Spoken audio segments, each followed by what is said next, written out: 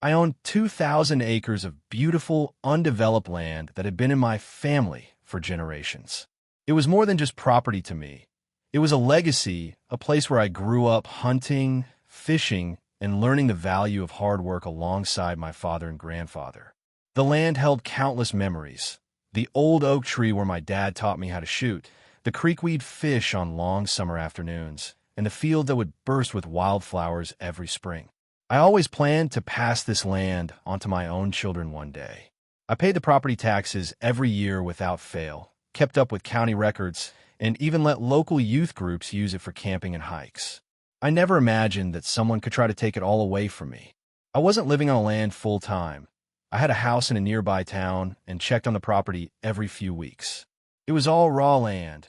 No subdivisions, no houses, no businesses. Just miles of rolling hills, dense trees, and open meadows.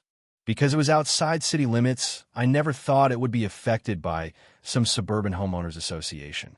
That's what made what happened next so shocking. Out of nowhere, I got a cryptic letter from a law firm representing an HOA I had never heard of. They claimed my land fell under their expanded jurisdiction after a recent vote by their board, and that they had recorded new covenants and restrictions which, apparently, gave them authority over my property. It sounded absurd, so I ignored it, figuring it was some scam or clerical error. A few months later, I got a letter from the county recorder's office notifying me of a deed transfer involving my property. My heart sank. I rushed to the county office to get copies of whatever paperwork they had. When I saw the documents, I couldn't believe my eyes. Somehow, there was a warranty deed on file that sold my entire 2,000 acres to a development company. The deed had my name, a forged signature that looked nothing like mine, and a notary stamp from a county I'd never even set foot in. I felt sick. It looked official on paper, but I knew it was completely fraudulent. Panic turned into confusion, then outrage. How could this even happen? I talked to the clerk, who confirmed that the deed had been recorded legally. No one at the recorder's office checks signatures for authenticity. They just make sure the paperwork is filled out properly. The more I dug, the worse it got. This HOA had apparently orchestrated the entire thing. Their board had voted to incorporate surrounding parcels, land that didn't belong to any of their members, and claimed they had the authority to execute sales on behalf of the so-called new HOA district. They then found a shady developer willing to play along, split a hefty under-the-table payment, and signed over my family's land.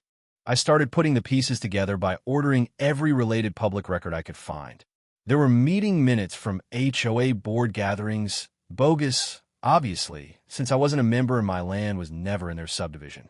There were internal memos bragging about how this expansion would unlock incredible profits. Worst of all, there were county tax maps that someone had hand-altered to show my parcel inside the HOA's new imaginary boundaries. It was like a twisted heist pulled off with paperwork instead of guns. And because it was all buried in bland-looking documents, it hadn't triggered any alarms until it was too late.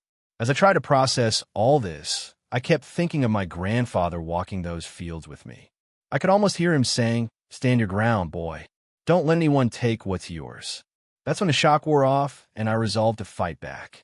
I didn't yet know how deep this fraud ran or how long it would take to untangle, but I was determined to get justice. My land meant too much to me to just roll over and let some greedy HOA parasite steal it through a stack of forged papers and phony meetings. So I started preparing for what would become the biggest legal battle of my life. Once I realized my land had been fraudulently sold, I knew I had to dive into every piece of evidence I could find. I started by carefully examining the documents filed at the county recorder's office. At first glance, the deed transferring my 2,000 acres looked official. It had a neat, typed signature block with my name, a notary seal, and a stamp from the recorder showing it had been accepted into public record. But the moment I compared the signature to my own, it was obvious it was a crude forgery. The loops and slants didn't match anything about how I actually signed my name. Even the handwriting style was different. It was almost laughable if it hadn't been tied to the theft of my family's land. Next, I noticed the notary seal. It was from a neighboring state, hundreds of miles away. I had never met that notary, never traveled to that county, and certainly never signed anything in front of them. That was the first major red flag that screamed fraud. I tracked down the notary commission number online. It turned out to be linked to a woman who had surrendered her license years earlier after an investigation into improperly notarized mortgage documents. That only made things worse. Whoever had orchestrated this fraud had dug up an old, defunct notary stamp and used it to make their fake deed look real. I requested certified copies of every related document. Then I began scouring the HOA records. In our state, homeowners associations are supposed to file annual reports and keep detailed minutes of board meetings. I submitted formal requests under our state's Homeowner Association transparency laws. What I got back was a chaotic mess. Some of the meeting minutes were sloppy photocopies, barely legible, with suspicious corrections scribbled in pen. Others were typed up to look professional, but had glaring errors, wrong dates, missing names, references to votes that clearly weren't conducted with any legitimate quorum. One set of minutes claimed the HOA had unanimously voted to expand its boundaries to include my parcel, but the signature page was filled with names of people who didn't even own property near me. I later learned a few of these supposed signers had moved away years before. Some were even dead. The more I looked, the more obvious the scheme became. The HOA had created this paper trail to give themselves fake authority over land that was never part of their subdivision. They knew most people would never look closely, but I did. I even found a few internal emails that had accidentally been included in the document packets they gave me. In one exchange, an HOA board member bragged to another about how the developer would kick back a healthy finder's fee once the land sale was done. Another message joked that the old owner will never know what hit him. Reading them made my blood boil. I didn't stop there. I went down to the county GIS office to pull the parcel maps. Sure enough, there were hand annotations and initial changes on a few copies, attempting to sketch new boundaries that magically wrapped around my 2,000 acres. None of these were properly approved by the county commission. They were just scribbles that the HOA tried to pass off as official adjustments. When I asked the clerk about it, she looked puzzled and confirmed there had never been a formal plat amendment filed. That meant the official legal description of my land hadn't changed one bit. On paper, it was still mine, even though someone had used these forged documents to give it to a developer. I decided to hire a private forensic document examiner to look at the signatures on the fraudulent deed and the HOA meeting minutes. After careful analysis, he gave me a detailed report showing clear evidence of tracing and digital cut and paste marks. Some signatures were identical down to the pixel, a dead giveaway they'd been copied from another document. Meanwhile, my own signature on the deed was proven to be a freehand forgery, with hesitations and unnatural pen lifts that experts look for when spotting fakes. I also ran background checks on the key players. The developer that bought my land was a shell company tied to a network of LLCs, all registered to the same mailbox in another city. The HOA president had quietly purchased a luxury car around the same time the sale closed. Bank records later revealed hefty transfers that lined up with the closing dates.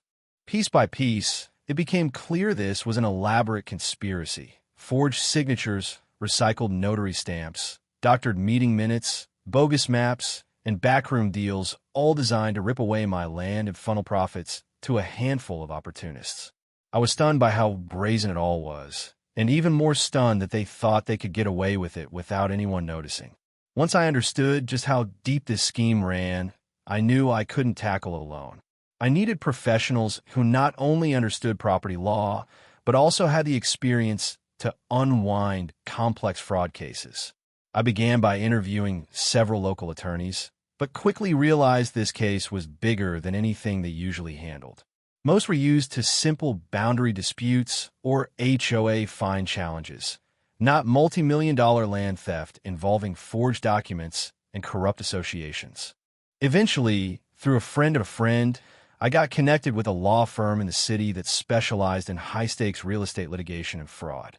They were intrigued the moment I showed them the forged deed, the bogus HOA meeting minutes, and the altered parcel maps. During our first official meeting, the lead attorney brought in his whole team, including a sharp paralegal and an investigator who had formerly worked in the state's attorney general's office. They listened carefully as I laid everything out. By the time I finished, the investigator leaned back and said it was one of the most brazen property frauds he'd ever heard of. That both terrified and reassured me. At least I wasn't crazy, and professionals agreed this was serious criminal behavior. They started by pulling an even wider net of documents than I had.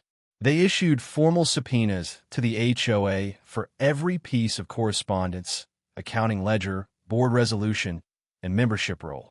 They also sent record demands to the title company that had processed the sale to the developer. Meanwhile, the investigator worked his contacts at the county clerk's office and the State Bar Association, trying to see if any local officials might have been bribed or improperly influenced. It didn't take long before we discovered glaring holes in the paperwork trail. The HOA couldn't produce a valid membership vote authorizing any boundary expansion. Their supposed amendments to the CC and RS were incomplete and missing notarizations.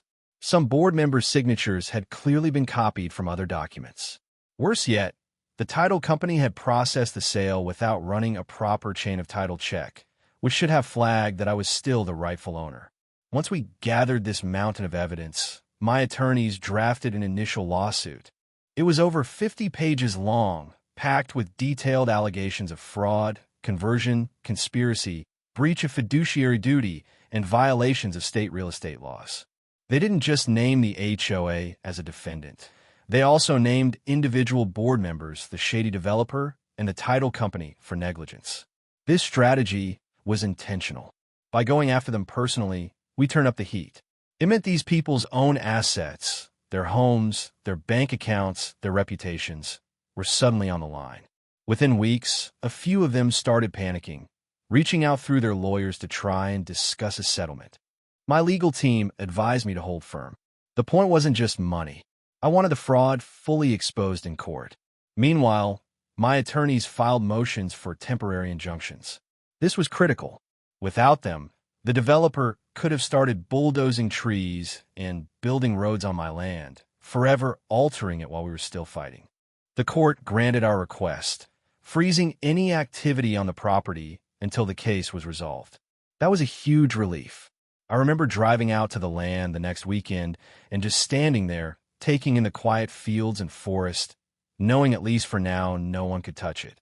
Behind the scenes, my lawyers also coordinated with law enforcement. The forgery alone warranted criminal investigation, and we made sure the local district attorney's office received complete copies of the fraudulent documents, expert signature analyses, and evidence of the HOA's secret emails about their kickbacks. That set off its own chain reaction, leading to investigators interviewing HOA board members under oath and raiding their meeting files.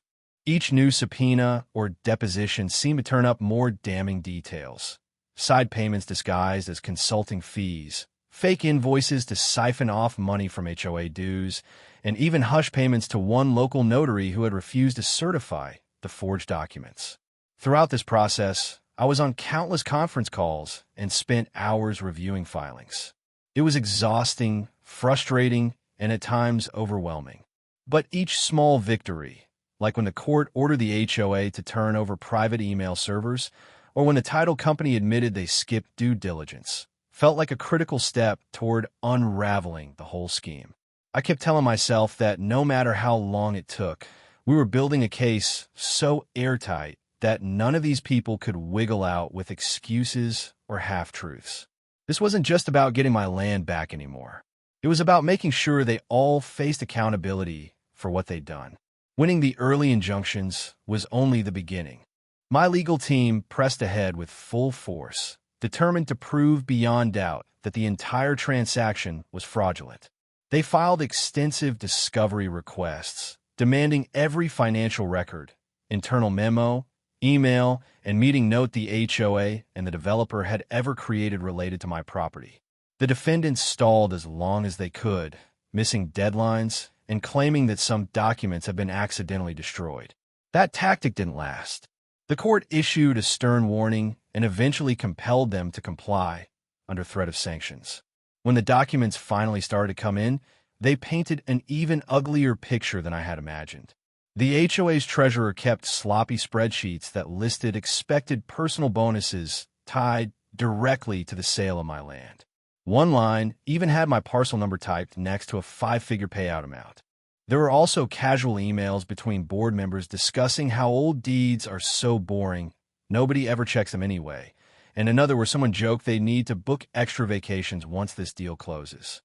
Seeing my family's legacy treated like just another cash grab made my blood boil all over again. My attorneys deposed every key figure. Under oath, the HOA president squirmed as they confronted him with emails where he openly discussed forging meeting minutes. The secretary admitted she never actually attended a vote to expand the HOA's territory. She just signed papers because the president told her to. One of the most damning moments came when the developer's representative was cornered on why they rushed through the transaction without verifying the chain of title. He mumbled excuses about relying on assurances from the HOA leadership, which didn't fly. My lawyers pointed out that due diligence is a basic legal duty in any real estate acquisition. It became obvious to everyone that they'd all been in on the scam, each hoping to cash in before anyone noticed. At the same time, our forensic accountant dug through the HOA's bank statements. That was a goldmine of incriminating details. Monthly dues from innocent homeowners were being siphoned off into strange consulting fees and project management retainers that ultimately linked back to accounts owned by the same board members who orchestrated the land theft. In other words, not only had these people stolen my land, they'd also been robbing their own neighbors. We included all of this in amended complaints, expanding the lawsuit to cover additional counts of embezzlement and breach of fiduciary duty to their own HOA members. Meanwhile, the court process moved steadily forward. After months of depositions, document dumps, and motion hearings, we finally reached the point where the judge reviewed our mountain of evidence to decide whether the case should proceed to a full jury trial. Given how blatant the fraud had become, the court didn't hesitate. They issued partial summary judgment in my favor on key claims, officially ruling that the HOA and the developer had acted with fraud and malice. That alone was a huge milestone. It meant we had proven enough facts that certain issues wouldn't even need to be argued in front of jury. They were already decided as a matter of law. On top of that, the court granted us the right to place liens on the HOA's assets. This was an incredibly powerful tool. It allowed us to record liens against the common areas owned by the HOA, like parks and clubhouses, and even placed legal claims on the personal properties of the individual board members tied directly to the fraudulent transactions. In simple terms, they could no longer freely sell or refinance anything without dealing with our claims first. It was a tight legal chokehold. Word of this spread quickly through the neighborhood. Regular homeowners who had been paying their dues without any idea of what the board had done started demanding answers. Many were furious, attending HOA meetings in droves to confront the leadership. I started receiving supportive phone calls and letters from people who thanked me for exposing the corruption. Some even offered to testify on my behalf, saying they'd always felt something shady was going on, but hadn't known how deep it ran.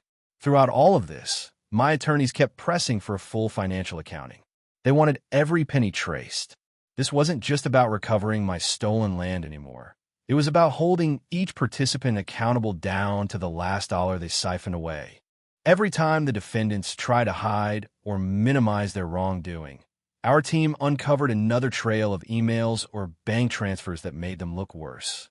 The judge grew visibly impatient with them, warning their lawyers more than once that continued obstruction could lead to contempt charges. By this point, it was clear we had all the leverage. We weren't just claiming fraud. We had proved it through documents, expert testimony, and even confessions under oath. The HOA's house of cards was crumbling. Their legal bills were piling up, insurance coverage disputes were brewing, and their own members were demanding resignations. It was only a matter of time before they'd have to face the full consequences of what they'd done. Once we secured the summary judgments confirming fraud and locked down liens against the HOA and the personal properties of their board members, my attorneys moved on to the next phase, enforcing our rights through foreclosure actions. This was where everything the defendants had arrogantly gambled on began to turn against them. It might sound harsh, but in the end, it was nothing more than the exact same legal process they tried to weaponize against me. Only now the tables were completely turned. Under state law, because we had obtained civil judgments for fraud and had valid liens tied directly to their misconduct, we were entitled to foreclose on certain assets to satisfy the damages. The court-appointed special master began cataloging properties owned by the HOA and, importantly, by the individual board members who had personally benefited from the scheme. Some of these people lived in large homes with fancy pools and meticulously landscaped lawns, paid for in part by HOA dues and the illicit developer kickbacks they collected through the fraudulent sale of my land. It was surreal to watch. I had once driven through their neighborhood, seeing these very houses standing proudly behind decorative gates and manicured hedges.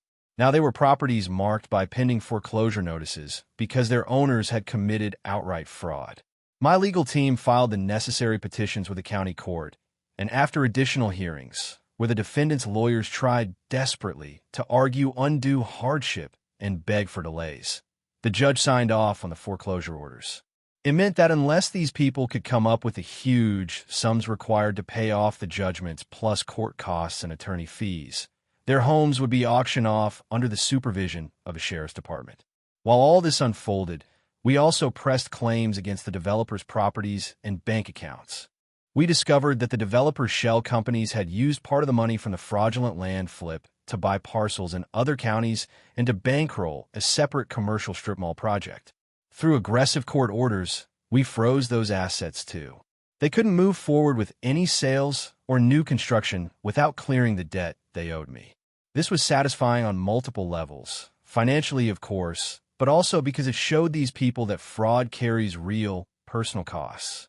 Meanwhile, my attorneys coordinated closely with real estate agents and court-appointed receivers to prepare the foreclosures. It was a meticulous process. Properties needed appraisals, notices had to be posted, and all the statutory waiting periods had to be respected to avoid any future claims of improper process. The entire time, the HOA board members scrambled, trying to refinance their homes or quietly sell them to family members to shield assets. But because of the judgments and recorded liens, title companies wouldn't issue clean insurance policies, banks refused to issue new mortgages, and the transactions all fell apart. Their once secure suburban bubbles were effectively bursting under the weight of their own deception. Throughout this, my legal team kept me fully informed. They sent me copies of the foreclosure filings, appraisal reports, and even photographs taken by the court officers who posted notices on the doors of these properties. I would see pictures of the same grand front porches where these people had once sat smugly, thinking they were untouchable. Now, taped to their doors, were official county notices announcing that their homes would soon be sold at auction to satisfy debts arising from their fraudulent acts. At the same time, some of the rank-and-file homeowners in the subdivision began organizing. They had been paying HOA dues month after month, never realizing their money was being mismanaged and siphoned into personal perks and illegal schemes. Now faced with the reality that their association's common areas could be sold off to satisfy judgments, many of them formed independent committees to look into replacing the entire HOA leadership. I heard from several who were furious, not at me, but the corrupt board members who had jeopardized their property values and community reputation with reckless, criminal decisions. In preparation for the auctions, the court-appointed receiver also took control of certain HOA-owned parcels like small parks and trails. These were assets that might eventually be sold if the HOA couldn't negotiate a settlement or secure new funding to pay what was owed. It was incredible to see how far the consequences rippled. What had started as a brazen theft of my land had now grown into a total unraveling of the corrupt little empire these people had built around themselves. They never thought anyone would look too closely. They certainly never thought I would hire the best forensic experts and legal team I could find to drag every detail of their scheme into the light. Through all of this, I kept returning to the thought that they had tried to destroy my family's legacy for quick personal gain. They had signed false documents, filed fraudulent deeds, altered maps, lied under oath, and bullied anyone who asked questions, all because they thought they could. Now, piece by piece, the law was doing exactly what it was designed to do, holding them to account, stripping them of the ill-gotten gains, and forcing them to confront the very real costs of the fraud they had so confidently set in motion. When everything finally reached its tipping point, the scale of the fallout was even larger than I had expected. The court-ordered foreclosures began rolling out in waves. I attended some of the auctions myself, standing quietly at the back of the courthouse steps as bidders circled, whispering among themselves, trying to decide how much they were willing to pay for properties that had become cautionary tales. I saw luxury cars parked across the street, board members or their relatives watching nervously as strangers prepared to bid on homes they'd once boasted about. Some houses were sold to investment firms that specialized in distressed real estate, others to local families looking for a deal. Each sale was another step in making sure the damages they owed me were actually paid, not just empty numbers on a judgment paper. Meanwhile, the former HOA leaders who had orchestrated the fraud faced more than just financial devastation. Because my attorneys had worked closely with the district attorney's office and provided them every scrap of evidence, forged signatures, manipulated maps, emails bragging about kickbacks, criminal indictments followed. It was no longer simply a civil matter. Several board members were charged with felony counts of fraud, conspiracy, and forgery. The developer's local representative also faced charges related to knowingly purchasing stolen property. Watching them walk into the courthouse not in business suits but escorted by deputies in handcuffs was a sight that brought a complicated sense of satisfaction. It didn't make up for the years of stress and legal costs, but it was a clear sign that justice doesn't always stop at financial penalties. Back in the neighborhood, the community itself was undergoing a messy kind of reckoning. Ordinary homeowners who had trusted the HOA board found themselves grappling with how deeply they had been betrayed. Many of them had to call emergency meetings to figure out how to replace the entire leadership structure, renegotiate their insurance policies, and try to protect what was left of their shared property values. They also had a budget for special assessments to cover legal fees that the HOA's insurance wouldn't touch because of the fraud exclusions. Some were angry at me at first, believing I was the reason their dues were going up or their community areas faced lien threats. But once they learned the full extent of what their board members had done, using HOA funds to line their own pockets, forging documents, exposing every member to massive liability, most redirected their outrage where it belonged. My legal team stayed busy even after the bulk of the foreclosures concluded. We still had clawback actions to pursue against funds improperly transferred out of the HOA's accounts and stashed elsewhere. We tracked money that had moved through sham consulting firms and eventually landed in personal investment accounts. Using forensic accounting reports, we demonstrated to the court how these payments were direct proceeds of the fraudulent land deal. That meant we could seize them too.